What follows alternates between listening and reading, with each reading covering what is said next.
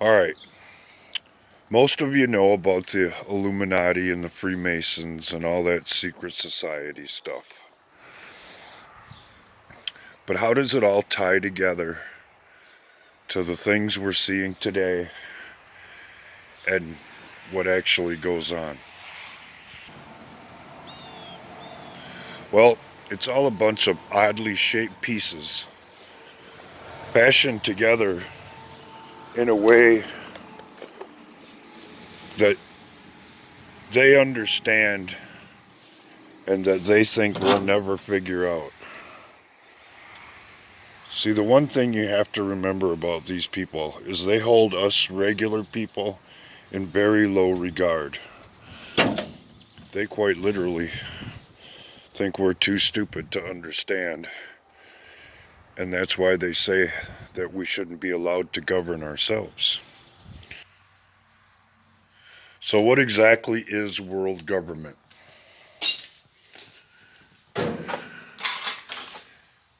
You're looking at it. It's the corporations of the world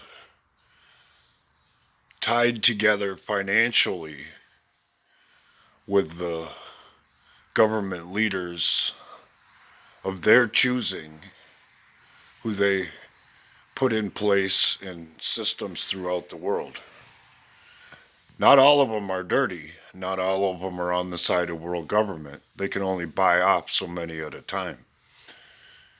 If they had completed their buy off of the world, we wouldn't be having this conversation right now.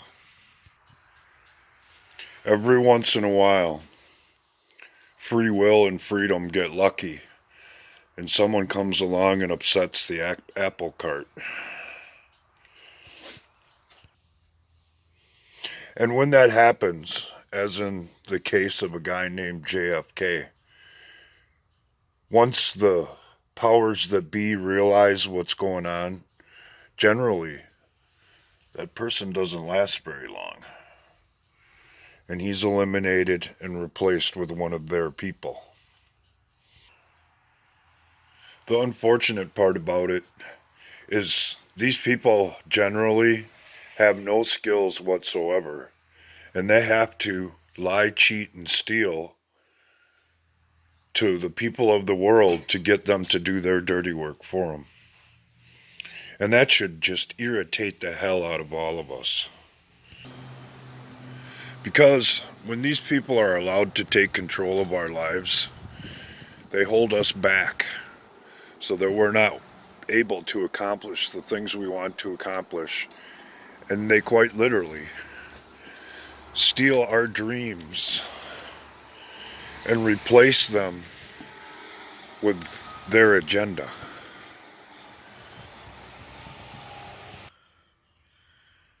And what's their agenda? Well, that should be fairly obvious to everyone by now. It's all about control. Control of the narrative, control of people's speech, control of people's ideas, so that they're able to run their control system, have the power, make the decisions, and take the power away from the people of the world where it should rightfully be. The really sad and ironic part about a lot of this is that it's our own fault. We're far too willing to put faith in people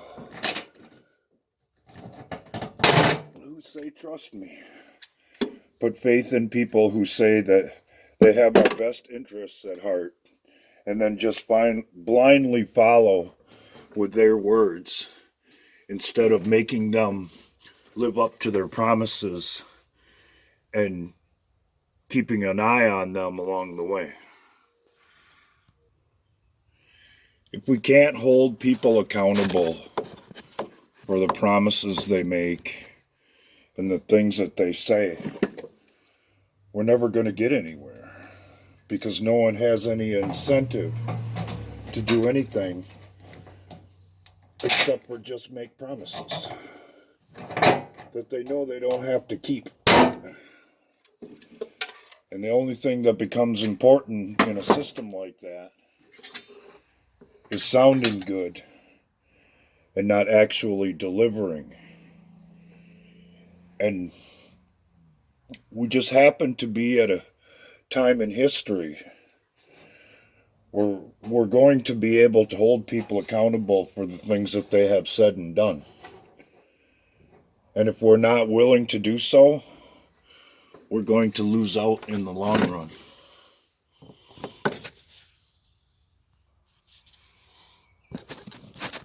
Take this job, for example. I could tell anyone that I can fix their floorboard in their car. Talk about how I was going to do it. Make everything sound so simple and easy to do. But the reality of it is, it don't mean a damn thing till the job is done. It's all just talk until things are in place and the job is completed in a way that's effective for what it was originally intended to do or be designed for. And that's something that has been lacking in our society. And we are now presented with an opportunity to reclaim that. The question is, are we willing to do so? Most people aren't interested in politics and world affairs. They'd rather leave that to somebody else because that makes their life a lot easier. When the reality of it is, if things go too far unchecked, it only makes it more difficult.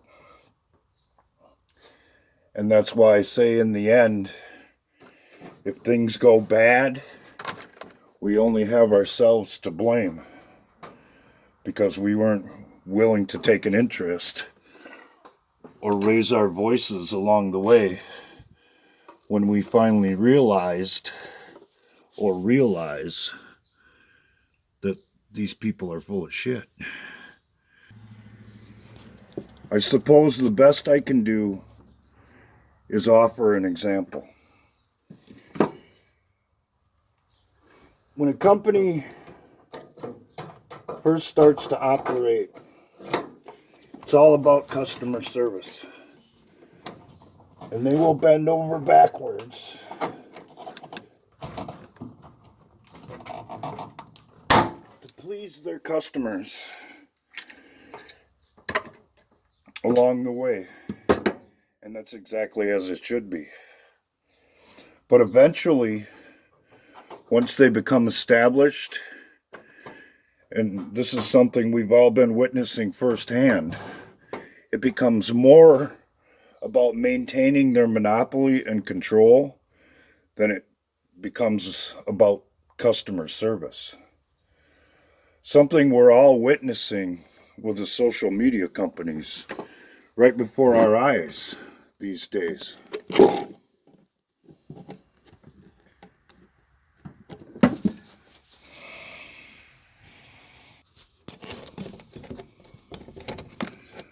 When Facebook, Instagram, YouTube, and Twitter first started, it was all a free exchange of ideas, and everyone had a voice. But now,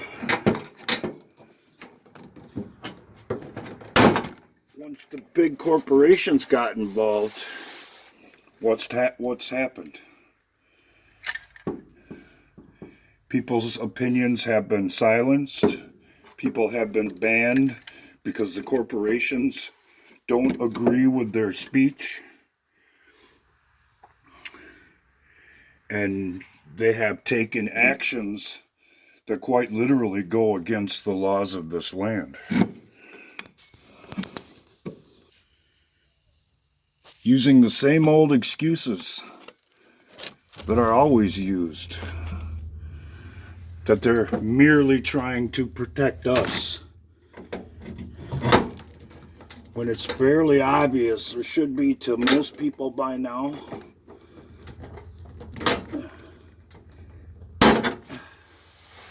that they're only trying to protect themselves.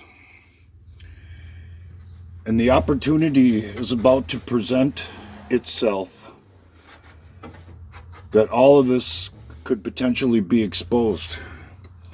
If only we are willing to take an interest, ask the right questions, or ask any questions at all, so that the truth starts to become exposed to the rest of the world. And this can all change. Because if we're not willing to get involved, it ain't going to change.